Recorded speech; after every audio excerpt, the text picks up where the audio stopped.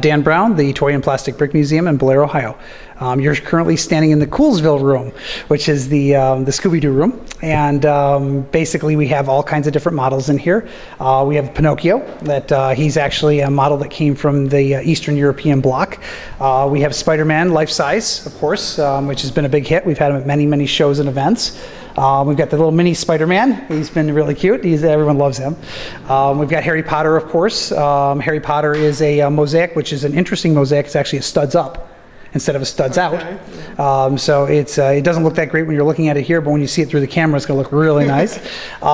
We have a actual original bust from a full-size Hagrid.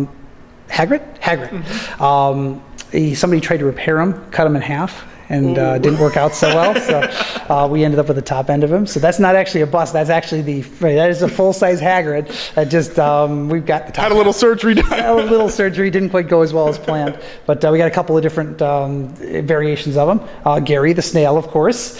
SpongeBob, which is original store display. Now this one's an interesting one. We've had arguments about this one. We call him Batty, but we think he's one of the original Disney models that was taken out of Legoland. Okay. So they're supposed to destroy them, and as far as I know, there he is. So I don't know whether he was given as a prize or a present or something like that. We don't think he was stolen.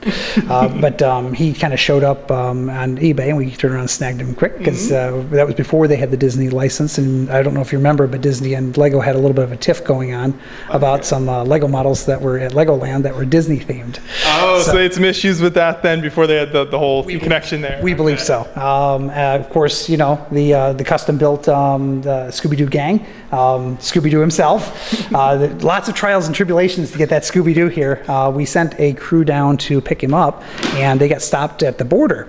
They missed their exit and ended up in the wrong place at the wrong time. So they got sent back without the Scooby-Doo model.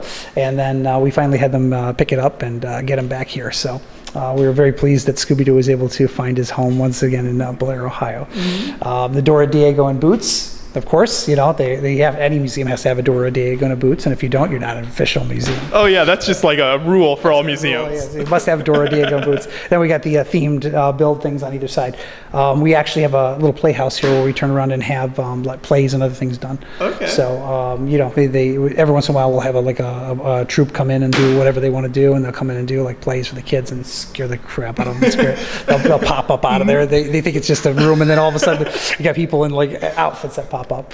And something I noticed here as we went through a lot of these rooms is that you try to incorporate, it's not just the Lego, you have kind of other things for maybe kids to do, or you've got like artwork and things. Is that something you purposely try to do with a lot of the rooms in the museum? Yes. We try and do specific themes, or we try and do something that's interesting and fun. We're trying to spawn ideas and thought. The Lego does a lot of that, but if they see something that is more of a diorama, or it's kind of something that goes with something else, it'll make it even better. Mm-hmm. And something else you were talking about earlier is these mosaics here. If you want to point those out and how did you get these? Well, the gentleman that's going to be doing some work for us, he's a painter, and he ended up with these items. There's two of them. They're basically Disney themed, and we don't know where they came from. They're very interesting layouts. It looks like somebody turned around and just mounted them to the boards to keep them intact, but they have numbers underneath the left hand and the right hand sides under the modules. So that usually means it's some kind of a themed build that they went through. But I don't know why they would theme build a Disney item like that. So these might be from like a hotel or something like that as well. We've found no documentation on them yet. Okay. So I'm hoping somebody watching your video will go, I know what those are, and call us up and say, we've got directions for those. Because we've still got some missing parts that we'd like to fill in.